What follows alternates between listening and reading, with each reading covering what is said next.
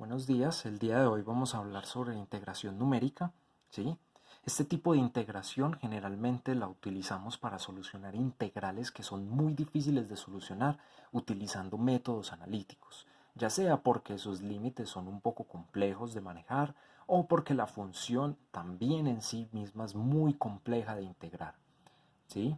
Generalmente este tipo de integrales muy complejas son las que encontramos en nuestra labor diaria, ¿sí? Y para ello utilizamos este tipo de integración. Generalmente este tipo de integración va acompañada, ¿sí?, de un sistema computacional, ya que requiere generalmente realizar cálculos repetitivos y complejos para poder encontrar la solución. Este tipo de integración solamente soluciona integrales definidas, ¿sí? Entonces ello hay que tenerlo en cuenta a la hora de que vayamos a utilizarlas. Entonces, para llegar al primer método, un método de los más básicos, pero aún así muy utilizado en integración numérica, vamos a partir de algo que se conoce como interpolación de Lagrange.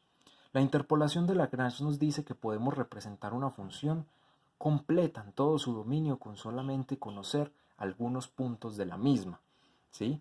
Es decir, una función de x, ¿sí?, puede ser representada como la sumatoria desde igual a 0 hasta n-1 de la función evaluada en unos puntos conocidos, es decir, nosotros conocemos los valores de esa función, multiplicadas por algo que se llaman polinomios de Lagrange, ¿sí?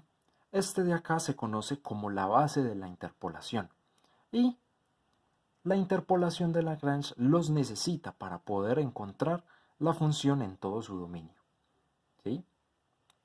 Ahora, necesitamos pasar a encontrar la integral, que es lo que nos compete aquí mismo.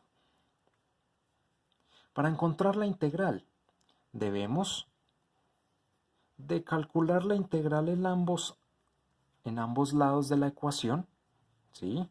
La sumatoria desde igual a 0 hasta n-1, la integral de a hasta b de la función de los puntos que conocemos de la función multiplicada por los polinomios de Lagrange, ¿sí?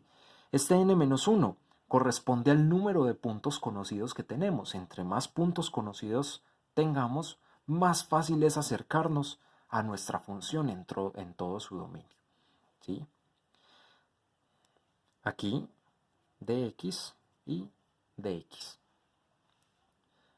Pero acá, estos puntos que tenemos, ¿sí?, los podríamos denominar constantes, mientras que los polinomios de Lagrange dependen de x. Por lo tanto, si reescribimos esta ecuación, nos queda df de x es igual a la sumatoria desde igual a 0 hasta n-1 de la función en xy, multiplicado por la integral entre a y b de Li, que son los polinomios de Lagrange de x de x, ¿sí? Esta integral que tenemos acá, ¿sí?, generalmente la reemplazamos con otro valor, ¿sí?, donde nos deja que la integral de a hasta b de la función f de x es igual a la sumatoria desde igual a 0 hasta n-1 de la función evaluada en unos puntos conocidos multiplicado por AI, ¿sí?, donde AI es la integral de los polinomios de Lagrange, ¿sí? Pero bueno, estos polinomios de Lagrange, ¿de dónde los obtenemos? Estos polinomios de Lagrange corresponden a una sumatoria. Estas bases tienen ciertas propiedades especiales. Por ejemplo, una de ellas es que estos polinomios son ortogonales entre sí, ¿sí? Lo podemos encontrar a partir de una productoria, ¿sí?, donde va desde j igual a 0 hasta n-1. Es igual a la sumatoria que tenemos acá arriba, ¿sí?, donde n es el número de puntos totales que nosotros conocemos. Es decir, vamos a calcular el mismo número de polinomios que el mismo número de puntos que ya conocíamos. Dx menos xj sobre xy menos xj, ¿sí? Aquí podemos notar que donde xy y xj lleguen a ser iguales, se nos puede indeterminar la ecuación. Por lo tanto, es importante tener en cuenta una limitante a la hora de calcular los polinomios de Lagrange.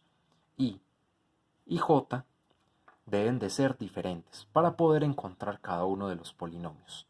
Esta es la primera parte de la integración numérica. A partir de esta, ya vamos a seguir con el primer método de integración, que es el método trapezoidal. Muchas gracias.